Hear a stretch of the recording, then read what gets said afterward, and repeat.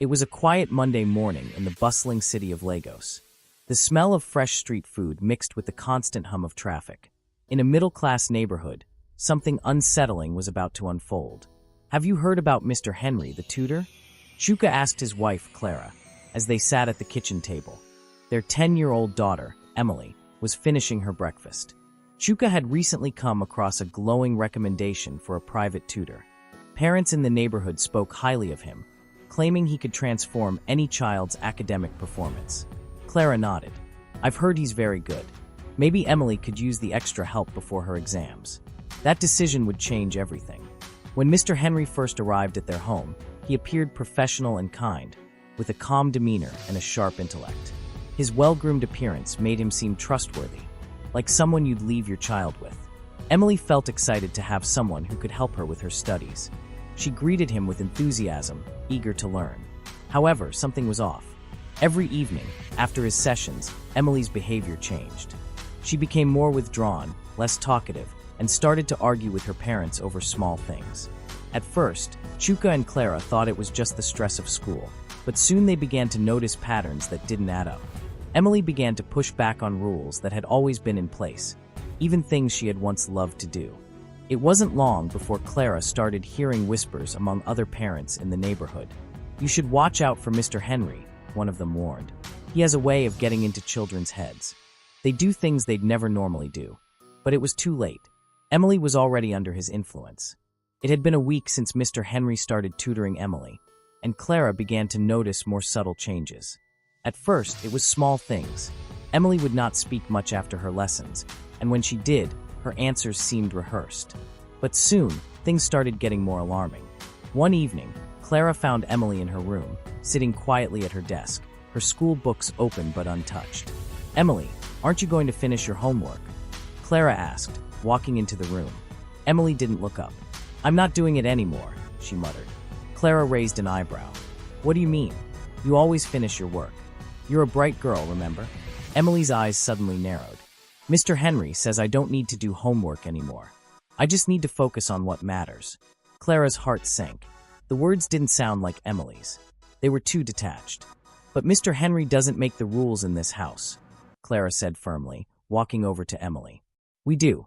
Emily looked up, her eyes glazed over, as though she hadn't fully heard her mother. "You don't understand, Mom. Mr. Henry knows best. I'm going to do it his way." Clara's mind raced. This wasn't the daughter she knew. And what made it worse was that Emily didn't seem to care. She was following Mr. Henry's advice like it was the gospel truth, without question. The next day, Clara decided to speak with Mr. Henry. She needed to understand what was happening during those lessons. But when she called him, he was too busy to meet. "I'm sure Emily is doing well, Mrs. Chukwu. She's one of the brightest kids I've worked with," he said smoothly, his voice calm and reassuring. Clara wasn't convinced. Something about the way he spoke made her uneasy. But with Chuka out of town on business, she was alone in her suspicions. That evening, Emily came home from her lesson and immediately headed for her room. Clara followed her up the stairs, her instincts telling her that something wasn't right. As she knocked on Emily's door, her daughter's voice came from inside. "I don't want to talk." Clara's heart pounded. She opened the door anyway. What she saw shook her to the core. Clara stood frozen at the door, her hand gripping the frame as she watched Emily. The room was eerily quiet, save for the soft sound of Emily's fingers brushing over a notebook. But it wasn't the silence that made Clara's heart race. It was the look in Emily's eyes. Her daughter's once bright, innocent gaze had been replaced with something cold and distant. Emily didn't even acknowledge her presence. Clara stepped inside, her voice trembling slightly. "Emily, what's going on? Why don't you want to talk to me?" Emily didn't respond. Instead, she reached under her desk and pulled out a small notebook, the pages filled with writing in a neat, precise hand. As Emily turned the pages, Clara's eyes narrowed. It was all instructions. Notes that didn't make sense. Stay away from your parents' rules. Don't let them control you. Mr. Henry knows what's best. Clara felt a chill creep up her spine as she read those words. It was as if Mr. Henry had implanted his thoughts into Emily's mind, controlling her every move. Clara's pulse quickened. She needed answers, and fast. "That's it, Emily," Clara said sternly, trying to pull her daughter out of the trance. "I need to speak to Mr. Henry. I don't like what's happening here."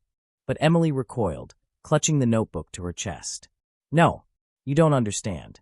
He's helping me. You're the one who doesn't get it, Mom." Clara's blood ran cold.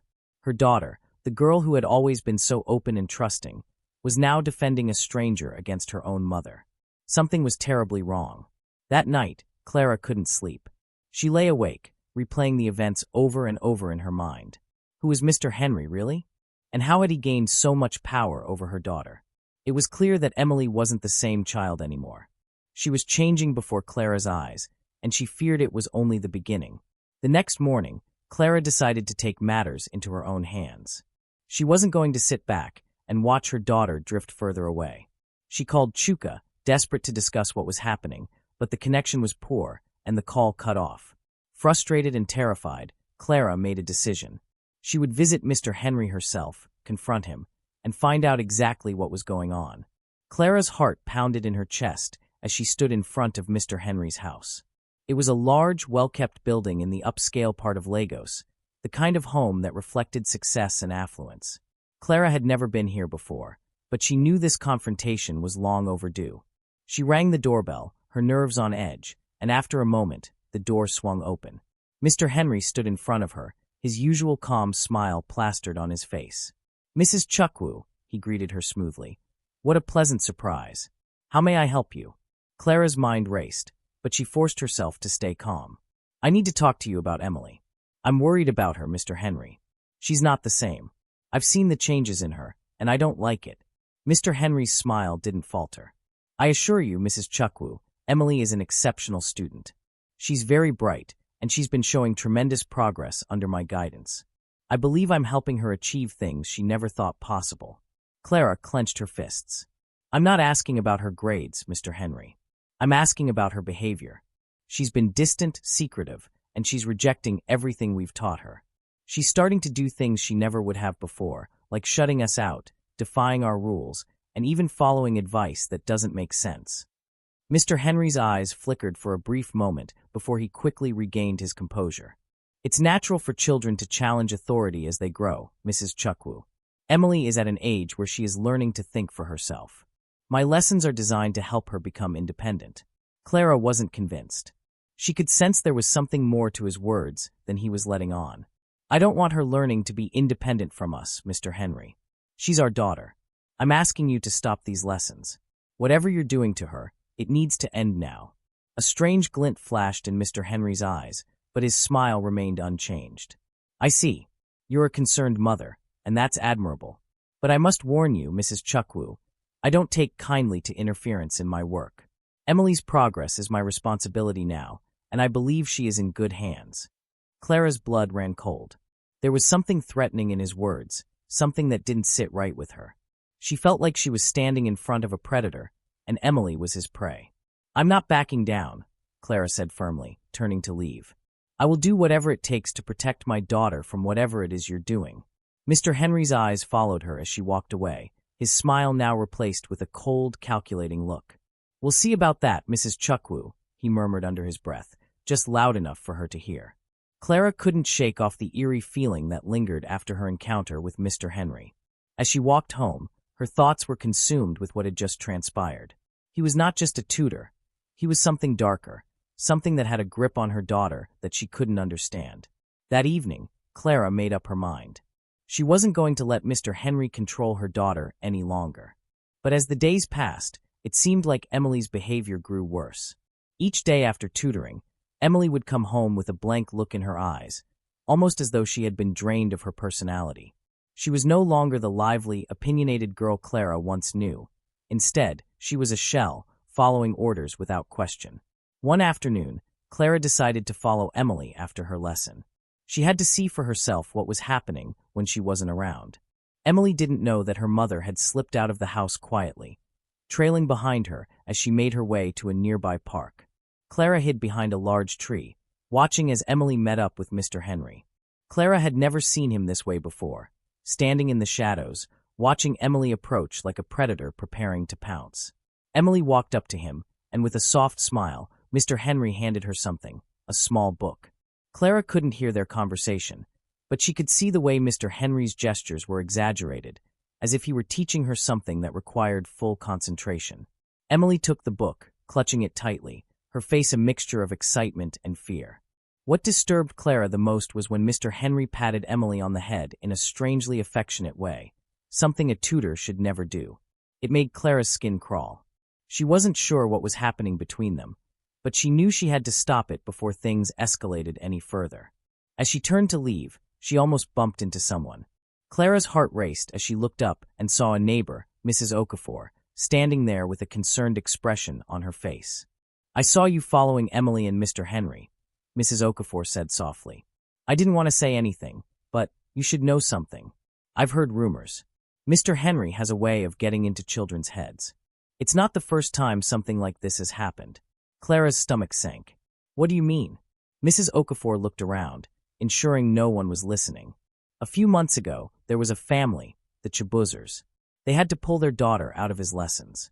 She started acting out, refusing to listen to her parents, and when they tried to stop the lessons, she ran away." Clara's breath caught in her throat. "What? She ran away?" "Yes," Mrs. Okafor whispered, "and no one ever found her. Her parents never spoke about it again." Clara's mind raced. Could this be the same fate awaiting Emily? Was Mr. Henry's influence more dangerous than she could ever have imagined? Clara didn't sleep that night. The weight of Mrs. Okafor's words lingered in her mind, gnawing at her like a persistent itch she couldn't scratch. Run away. The thought that Emily could be influenced in such a way was unthinkable, but the more Clara thought about it, the more she realized how much Emily had changed since Mr. Henry entered their lives. Thank you for watching, and get ready for part 2. Remember to like, comment, subscribe, and share for more videos.